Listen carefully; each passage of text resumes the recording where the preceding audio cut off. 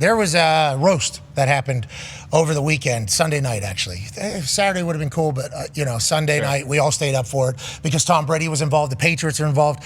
Some Tampa Bay Buccaneers were looking as they were being looked at by the entire world over the show. And then there was a lineup of comedians. Okay, obviously Jeffrey Ross, who's the roast master, was there. But then there was a lineup of these comedians that were absolute dogs, absolute savages. And my wife was a massive fan of one of them. I hadn't really got a chance to enjoy her work yet, but after the roast, I'm in forever. Yep. Ladies and gentlemen, the host of Fuckboy and Fuckgirl Island, the host of the Nikki Glaser podcast. She's been in plenty of movies, and she won the greatest roast of all time, Nikki Glaser. Yeah, Nikki. Hi, guys.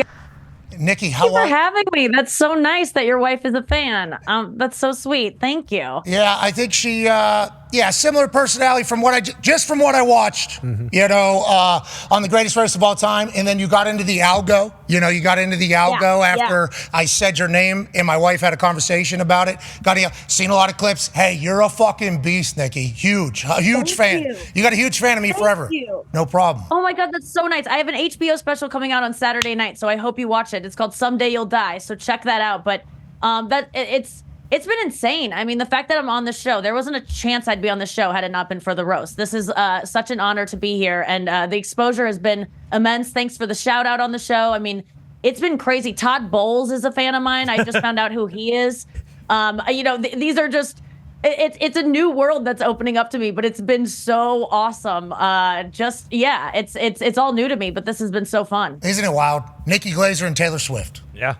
Just winning over the football community in about one night. Yeah. Yep. It's about one night. That's an amazing thing, Nikki. You and Tay Thanks for that comparison. Yeah. Yeah, that really means a lot to me.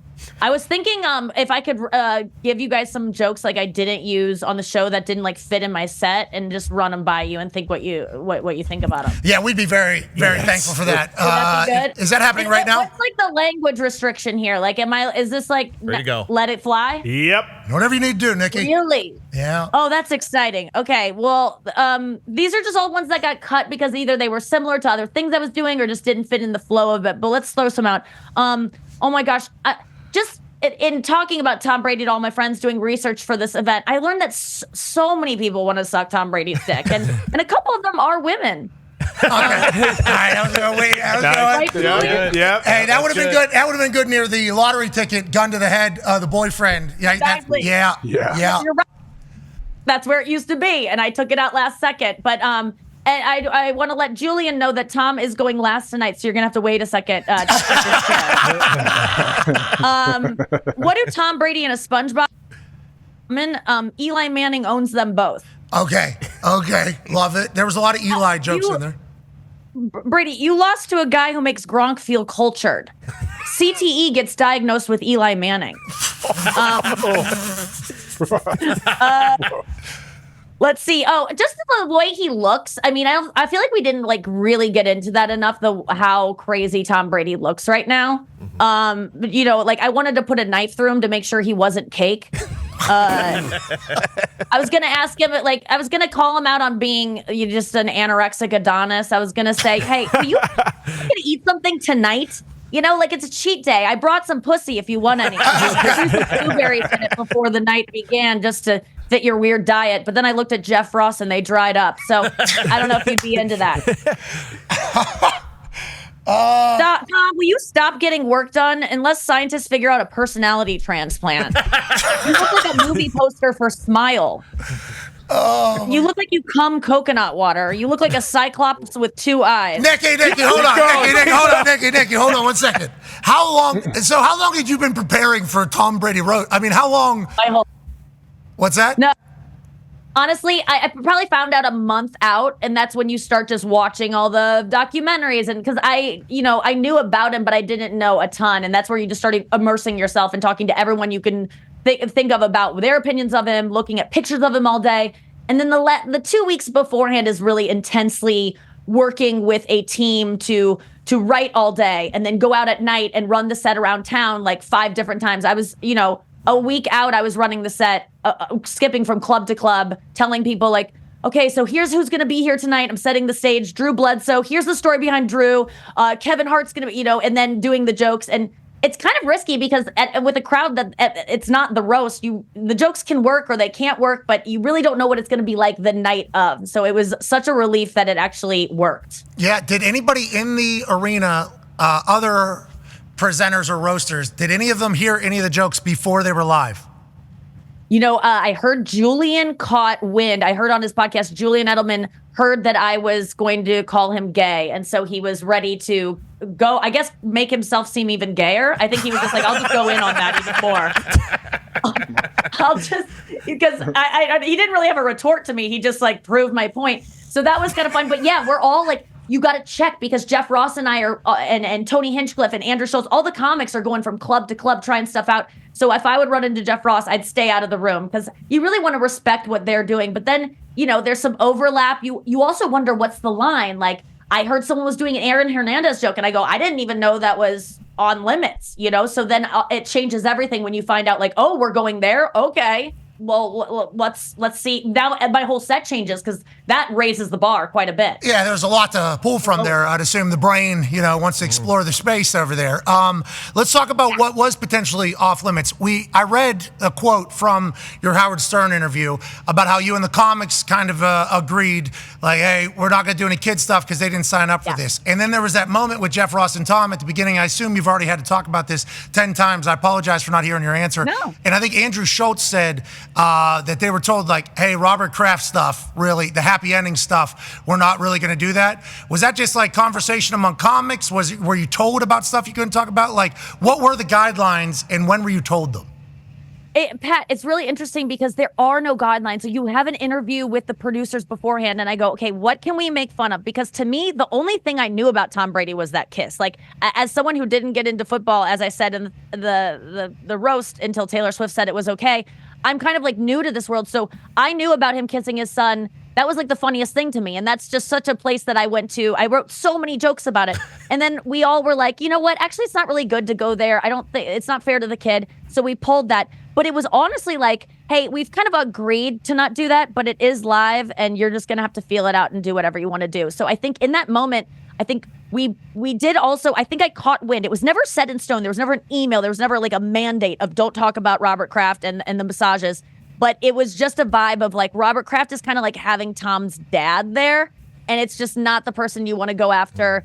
And to me, I go, I'm not going to go after that because I feel like if it's open at all, the jokes are going to be done to death about happy endings, about just like having a good arm, like just like anything that could be done about it. So I was surprised when Jeff went there because Jeff is the most careful to not like hurt anyone's feelings, and I think Tom really was like, hey man, no. And then Jeff was like, oh, I almost forgot not to go there. I think it's just compulsive for Jeff to go there. So that was a real moment. There were so many real moments. Like I was just rewatching it. How great were Gronk and Edelman and Drew Bledsoe? They people don't realize, yes, of course the comedians are going to crush on this, but these guys are not going out to the clubs every night to try it out. This is really, they maybe do one rehearsal. They are so nervous. They've never done this before.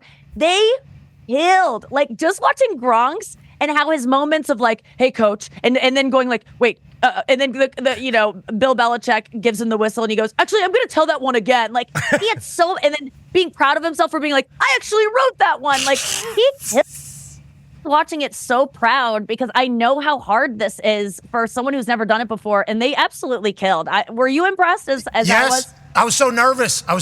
whenever I got like uncomfortable just as somebody who, I have a lot of football friends who are funny people and would be considered great personalities.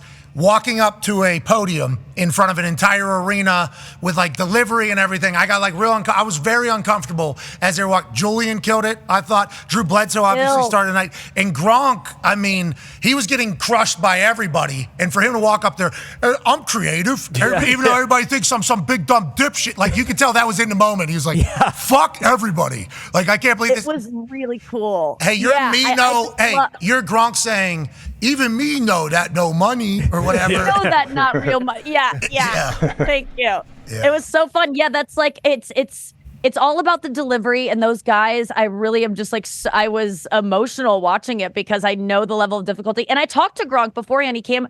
I met him for the first time in my dressing room, and he seemed so calm, and I was not calm. And I go, why? What is this? I go, are you nervous at all? He goes, no, I'm freaked out. Like, I am so nervous. I'm shaking. I feel like it's the Super Bowl. Like, it feels like that kind of energy to me. And so it was so nice to see him just get up there and kill it, because I do know that everyone was so nervous. It was live. And some of these jokes, like, if they don't go, we saw it happen. You know, you stick to a premise and you really commit, and it doesn't go well. She's talking about Dahn King. Yeah. You're talking about the Dahn King. Yeah. We know who you're talking about. Yeah, we all were there. Yeah, we don't need to. Yeah, we all. Yeah. I mean, but that could have happened to any of us, you know? Like, it was just a matter of being very lucky. And Nikki, I don't know much about you. I don't think that would have happened to you. Go ahead, AJ. Nikki, I'm curious your expectations coming into this thing. Like, when you first heard that you were going to do it, and you heard what the dais was, and there was going to be these football players. Like, I thought, hey, this could be really bad if it's live. We don't know. Like, this is not their natural environment. Did you think that they would do as well as they did? And, like, in the moment, did you know, hey, this is something special? This is going to be really, really good? Well, I knew these guys were charismatic. I knew that they, what I knew about some of them, I knew that they could pull it off. But they also, you guys that have played at this level, you just know how to prepare, and you know how to kill it, and you know how to work hard, and that's what this really takes. So you know the guys that worked hard on this. The guys that did well are the ones that took it seriously and worked the hardest. Brady, Gronk, Bledsoe, Edelman, and then all the comics that killed. It's about the hard work. So I think that athletes really, I wasn't nervous about that. And I've done so many of these roasts where you go, Martha Stewart's doing this roast. Like, how is she going to deliver a joke? And then she has the best set. I mean, these people, I'm always shocked at how much better of comedians, normal people, not normal, but, you know, non-comedians can be. So, but I think this was next level. And I think this sets a precedent for, like, the next roast. Like, let's keep having athletes in, because they can perform at this level. And it's really just a different place to see them in. And, you know, unlike actors or personalities or celebrity chefs, like, athletes have this kind of dark, dirty sense of humor already from locker rooms. Yeah, you know, yeah. Yes, exactly. And so it's already embedded in them. And man, was it unleashed! Like, it was so cool to see it just come full throttle out. It was they were perfect for this. So I think this is the precedent. Like, now these are going to be the greatest roasts of all time, the GROATs. It's going to be athletes now, and it should be, because this is a competitive endeavor for comedians, which there is no other competitive there's no other comedian competition, you know, out there. We all perform on the road on our own. We're not comparing each other, but this is the only time I've ever done anything, and afterwards they're like, there's a winner of the night, there's an MVP. I've never done anything like that, and it's because of the nature of and who was there. It made it feel athletic. It was the coolest thing I've ever done. Hey, congrats, Michael Jordan. Yeah, bingo. Okay. Can't wait to see you up. Come on. Yeah. Serena Williams. Tiger Woods. Can't wait to see you. Jesus. Let's do it. Do you think they'll be down to do this? Like, what's your guys' perception of it? Because I don't really know what to make of, like, how Tom responded, how he's coming out looking in this. Do you think other goats will sign up for this? So, Nikki, here's the thing. Like, Tom, one of his traits that he's been known for being good is he could take hard coaching. Okay, like Bill Belichick was able to coach him tough. He was able to yell at him even whenever he was already considered the GOAT. Like, that was a part of the Tom Brady lore. In New England, you can get coached hard. Why? Because Tom Brady's getting chewed out on a Monday, even in his 17th year or whatever it is. So Tom has, like, naturally, I think, he's primed for it. Yes. I don't think everybody else is like that. Bill wouldn't even throw him any love during the like, he was still just withholding. It was insane. So, okay, so you don't think Tiger would be down for this? No. Wow. I mean, for the good of society, I hope. You know, I hope you guys get a shot. I hope you guys get an opportunity. Not only, like, the red on Sunday and then everything. I mean, just the amount of, obviously, everything. But, like, these brains. Oh my God. A month she had on top? A month worth? A lot of time. Nobody signed up for that shit, Nikki. Yeah. I don't know if any, but with that being said, it was a huge night for, I think, society. Tone has a question for you, Nikki. Yeah, Nikki, you were talking about when you heard Aaron Hernandez, you're like, oh, we can go there. And then what you said about Julian. Do you think, and it feels like we are, and it felt like the roast maybe helped with this, that we are past cancel culture and we could get back to what comedy is supposed to be? You know, I think this really broke it open. I think this is the response I've had from this. People are like, it was a catharsis. People are so excited that something went so dirty, so filthy, so dark and offensive. It feels like people are jubilant about it. It's not like people are actually offended in any way. I haven't sensed that at all. The only kind of pushback has been seeing headlines that Giselle is disappointed. Oh, boo-hoo. And fair enough. I would be too if I were her. Like, she wanted no part of this, like that's the only kind of negative response coming out of this. So I think people are so excited to have this kind of breach of we can say anything again. But I will say that this is kind of the only night that that's allowed where I really took it as like, I can't get canceled tonight no matter what I say, because I could always fall back on the fact that this is a roast and this is what you asked for. This is what I'm being paid to do.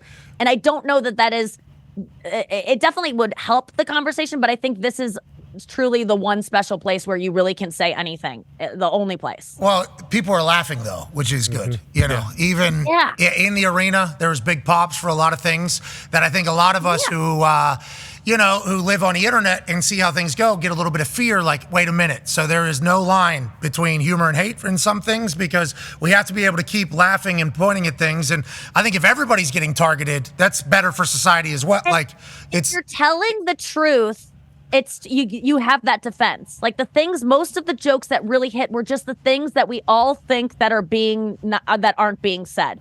Like when those moments where Gronk is just like, and Edelman are like, man, you're weird, Tom. Like, you're just weird. Like, there were these moments of like truth, like you're a good guy, but you're a weird guy. Like, those were the moments I really liked, which is like, oh, that's just a truism that doesn't even have a joke wrapped around it. But I think people are just craving honesty.